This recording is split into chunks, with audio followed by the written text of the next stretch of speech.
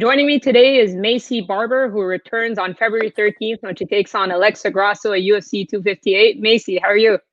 I'm doing great. How are you? I'm doing good, thanks. And you were talking about not being home. I know you're in Chicago, right? Did you move there? Or are you permanently in Chicago now?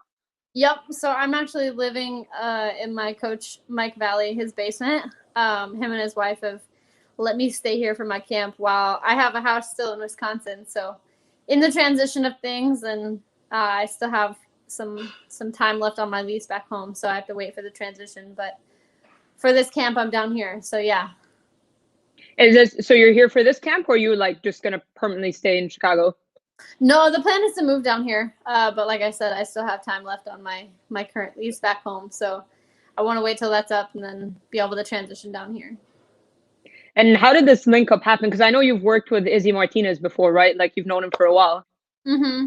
Yeah, so I've been training with Izzy since I think I met him when I was like 15 or 16 down in Albuquerque. And now I've known that he's been up here and I've trained back and forth with him.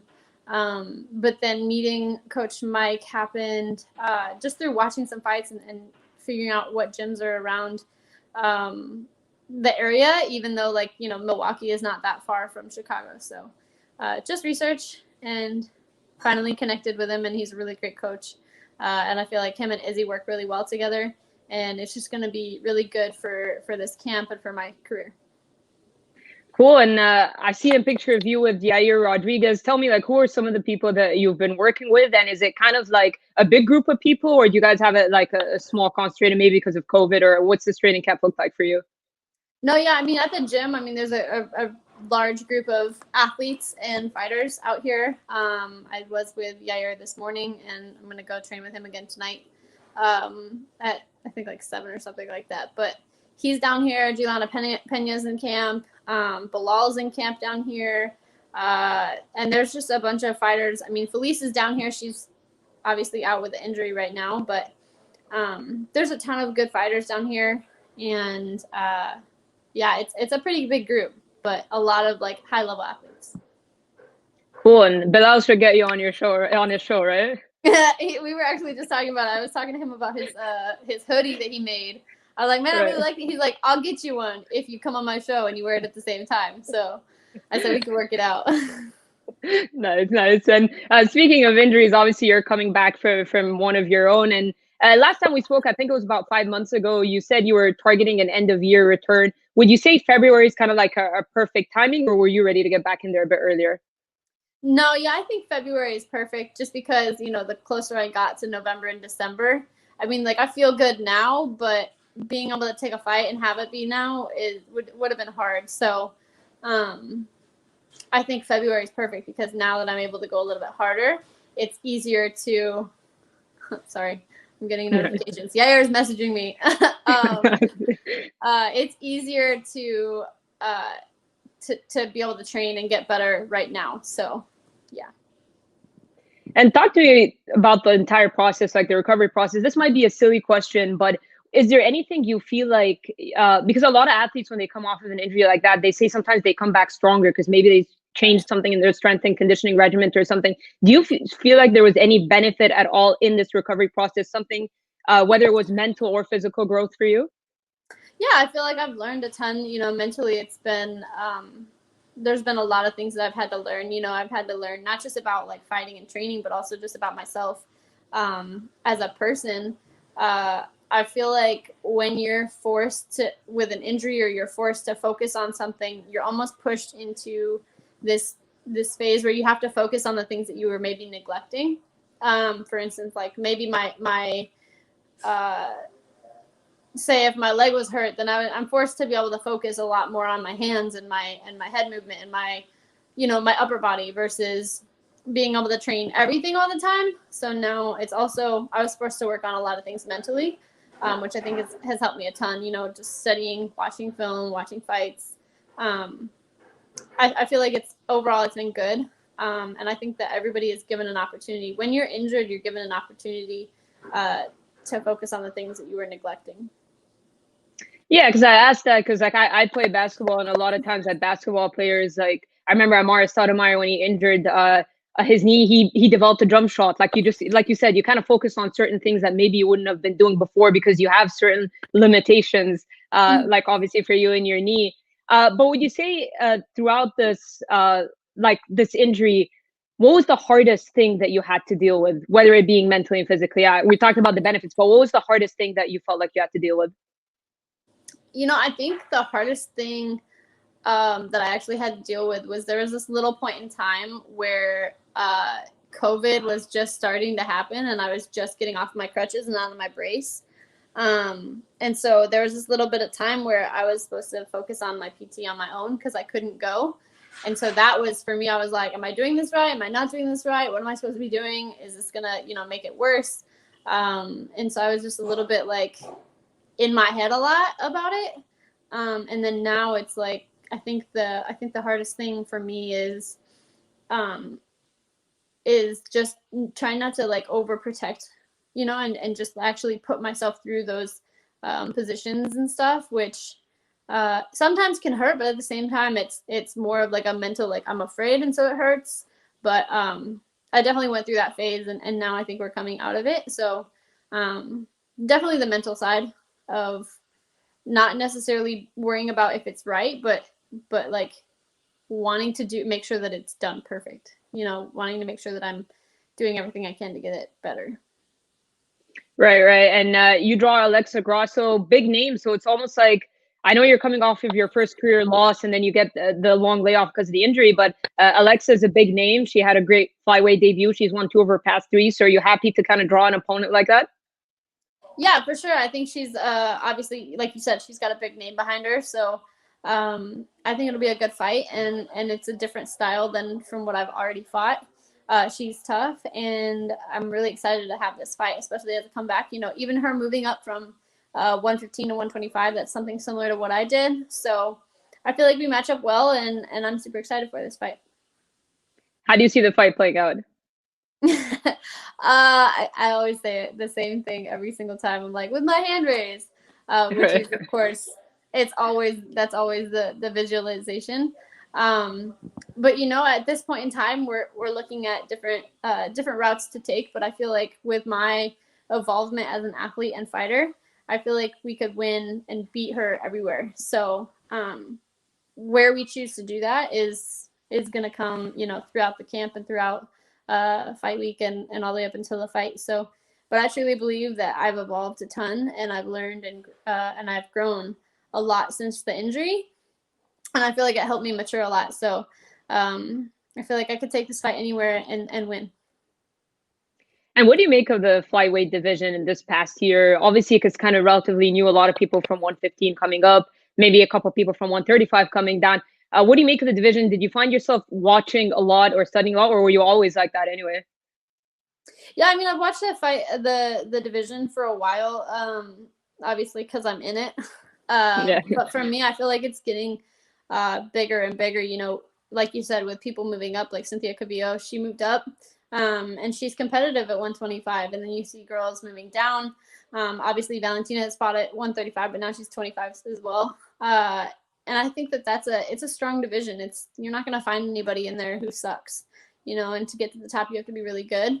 But I think it's a great division. I think a lot of people like to watch it. A lot of fans, you have those, a lot of females were forced to use technique because we're not like the guys. We can't just one punch knock out people and have a walk off knockout. So we are forced to scrap and we're forced to be technical. And I think that that's some of the best fighters to watch because we are, like I said, we're forced to be such high level athletes. So for me, from a fan's perspective, I love watching the flyweight women. I love watching the 115-pound women. And then same with the guys. I love watching the smaller guys. But from a fighter's perspective, I feel like it's a great division to show your talent and show truly how much of a well-rounded fighter you are. And obviously, Valentina Shevchenko is such a dominant champion, and you have aspirations of becoming world champion. What do you feel like people are doing wrong against her? What do you feel like is not necessarily the key to beating her, but what do you feel like people are not able to do or not able to see against Valentina? I feel like there's a lot of different different answers to that question, just because Valentina is such a dominant champion. She has a lot of she's not bad anywhere, you know, and she's super good at what she does. However, I feel like with the Jennifer Maia fight that we just watched, she was able to kind of show some things that that are able to be exposed in Valentina's game. Whether she was able to capitalize on them or not, obviously she wasn't, but she at least exposed those things. So a fighter that has evolved and has gotten better and can expose those same areas and then take advantage of them, I feel like that I know Valentina is beatable. So yeah, I feel like that's she's super dominant, but I also feel like it's because no other athlete or no other fighter has been able to expose and take advantage of the holes in her game. Right. And for you, like coming off of your first loss, would you say there's more pressure to bounce back or less pressure because you're no longer undefeated? I feel like there's always going to be pressure to come back because I'm a fighter, and as fighters, that's what we do, is we have to fight. So there's always going to be pressure to want to fight and to fight as well. So for me, I mean, I want to fight as soon as possible. You know, had I not gotten injured, I would want to be back and fighting as soon as possible. But also life throws at you different things, and you have to take what you're given, and kind of make the best out of it. And yeah, I was forced to have an injury, but that also gave me the opportunity to grow mentally, physically, maturity wise. There's just a lot of things that have happened that are good. Especially if I'm when I'm chasing this title, it's only gonna help me go. I guess kind of like refresh it, you know, not necessarily that I'm not burnt out. I'm just saying, how would I word this? For a fighter, I feel like that's kind of like you need that little bit of okay, I can see this picture, and now this is it's able to see the path or the direction of where I want to go. Yeah, because I know you had aspirations of being the youngest champion, and we saw the likes of Edmund Shabazian say the same thing. He also suffered his first pro loss. We saw Sean O'Malley as well. So it happens, right? It's a sport, and when you're an athlete that has a lot of hype around you, especially in MMA, it's a great thing. Like, it's not. I know people will hate on you. That's just the way it is. But at the end of the day, like, this is a momentum sport, and if you can get hype behind you, if you can have your name out there, yeah, like it's a great thing. But would you say, like, when you see other athletes like that, like, was it weird watching these other guys like suffer? Because it's kind of all happened recently. Was it weird watching these other guys suffer their first pro loss? And is there something, like, I don't know, I don't think you've spoken to them personally or anything, but is there anything you can take away from their experiences and realize, you know what, maybe we did suffer our first loss, but at the end of the day, it's just a bump in the road? Yeah, for sure. I mean, at the end of the day, there has to be a winner and a loser, and as even though we train as hard as we can and we put out these goals and we put out these spoken things that we want to have happen, that's not always going to be our reality. Even though we prepare, we do everything we possibly can. You know, I did everything I could in my last camp to come out as a win, and then get a title shot by the end of the year, just like Dan had said. And you know what? I went out, I tore my ACL, and I lost. And that wasn't because of lack of preparation. That wasn't because of, you know, me quitting. That was what happened. And that's just the way it goes. There has to be someone who wins and someone who loses. And we're in this sport where we literally are signing on the line to let someone else hurt us in any way, shape, or form, aside from, you know, like pulling hair and gouging. But anything can happen, and that's the way it goes. But for other fighters, you know, for Edmund Shabazian and Sean O'Malley, for me to see that, I mean, yeah, I don't know if it was like, oh, that made me feel better, because it doesn't, because I understand what they just went through. You know, that sucks. It's not fun to lose.